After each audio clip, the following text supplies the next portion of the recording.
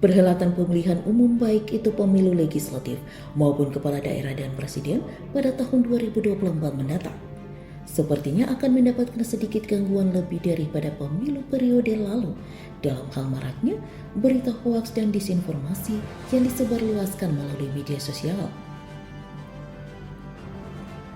Demikian disampaikan Direktur Pengelolaan Media Direktorat Jenderal Informasi dan Komunikasi Publik, Kementerian Komunikasi dan Informatika Republik Indonesia, Dr. Nursodik Gunarjo MSI, selaku narasumber pada webinar menangkal disinformasi di tahun politik yang diselenggarakan Dinas Kominfo Staper Kabupaten Maluku Barat Daya.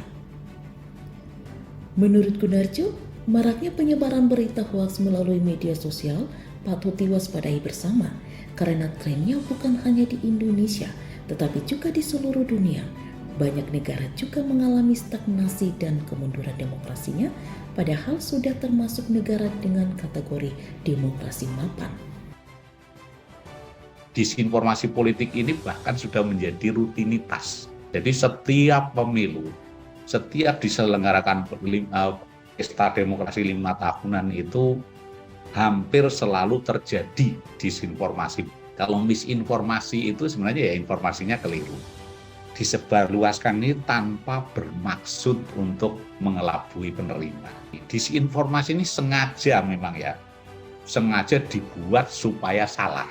Dan yang terakhir adalah malinformasi. Nah ini memang ya, kalau dari informasi isinya itu betul, tetapi data-datanya juga objektif, betul juga ya, tetapi disajikan, dikemas itu supaya merugikan orang lain.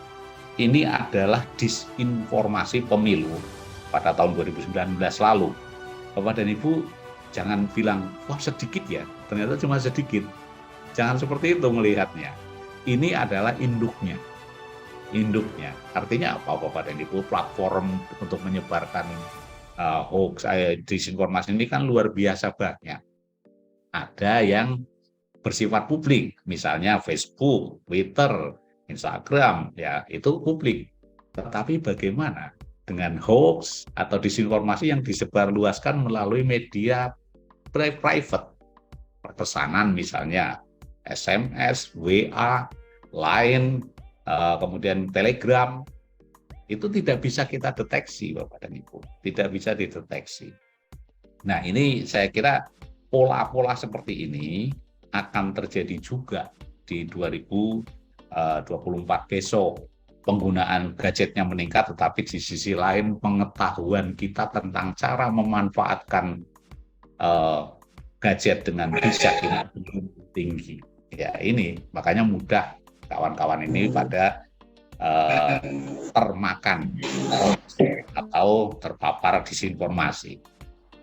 Ya, ini statistik yang menunjukkan temuan hoax politik pada periode 2016 sampai 2022. Jadi ini tahunan Bapak dan Ibu. Nah, sekarang coba kita tengok Bapak dan Ibu ya. Bagaimana masyarakat ini mengakses informasi, polanya seperti apa. Ketika ditanyakan, manakah dari sumber berikut yang biasanya Anda menggunakannya untuk mengakses untuk mendapatkan informasi. 76% mereka menyebut menggunakan media sosial sebagai sarana untuk mendapatkan informasi. Ketika ditanyakan mana di antara yang paling sering diakses itu yang Anda percaya, yang paling Anda percaya, 49,5% menyebutkan televisi. Tetapi tetap saja yang paling banyak diakses adalah medsos. Nah, di antara medsos ini, Bapak dan Ibu, yang paling dipercayai itu yang mana? Ternyata yang nomor 1 adalah WhatsApp. Ya, yang pertama ketika ditanyakan jenis hoax apa, yang paling banyak muncul, 67,2% menyebut politik, Bapak dan Ibu. Disebarluaskan melalui apa? Melalui Facebook yang paling banyak. Kemudian ketika ditanyakan, apakah Anda pernah menyebarkan hoax? Menarik Bapak dan Ibu. 11,2% mengaku pernah. 11,2% dari mereka menyebarkan hoax itu jumlahnya gede banget Bapak dan Ibu. Sangat besar. Ini saya kira patut menjadi perhatian kita bersama ya. Civility Index ini adalah tingkat kesopanan dalam menggunakan media sosial atau dalam menggunakan media digital. Ternyata kekhawatiran masyarakat terhadap disinformasi di Indonesia itu meningkat. Orang-orang di seluruh dunia semua khawatir bahwa disinformasi itu akan dijadikan senjata besok. Temuan isu hoax-nya itu di 2018 cuma 75 bulan 12, tapi pada bulan 2019 pada bulan April kita meningkat hoax-nya menjadi 500. Yang paling besar saat itu memang hoax kesehatan. Tetapi jangan lupa hoax politik ini juga ada 1273. Ini yang perlu kita waspadai di 2024, Bapak dan Ibu. Ya, wajarlah kalau misalnya hoax, disinformasi ini akan menimbulkan masyarakat kita terkotak-kotak. So, misalnya ini hoax yang kita temukan beberapa waktu lalu. Ya untung kita ini bergerak cepat ya Bapak dan Ibu, kita stempelin. Ya yang seperti itu kita stempelin, dan kita di tempat kami itu kan ada memang divisi khusus yang menangani tentang hoax ini. Ini yang agak ngeri Bapak dan Ibu. Sekarang itu muncul teknologi yang namanya Artificial Intelligence, AI. Ini bisa memproduksi sesuatu yang tidak benar, tetapi dengan sangat sempurna. Kita melakukan 3 layer ya untuk melawan konten disinformasi ini. Ada di hulu, ada di tengahnya, dan ada di hilirnya. Untuk strategi literasi dan edukasi ini Bapak dan Ibu, kita perlu mengedukasi para pemilih pemula. Yang kedua, kita juga strateginya inklusivisme. Inklusif itu artinya tidak pandang bulu ya, siapapun kita ajak.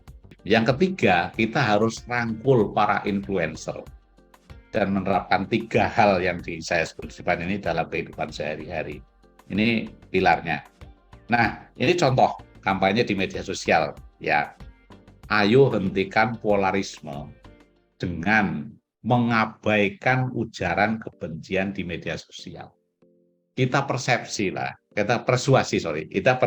kita bujuk para pemilih pemula itu untuk memulai pemilu. Mereka juga kita ajak supaya berpartisipasi aktif ya.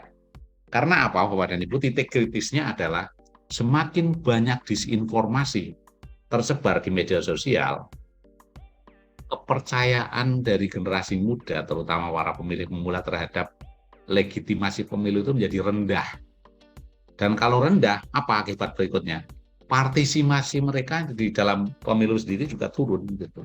Jadi strategi yang kolaborasi yang bisa kita lakukan. Yang pertama tentu saja adalah kolaborasi lintas sektor. Yang kedua adalah mungkin yang bisa dilakukan itu membentuk gugus tugas lintas. Dan yang terakhir mungkin perlu digalang juga gerakan anti hoax politik menjelang pemilu, anti hoax politik.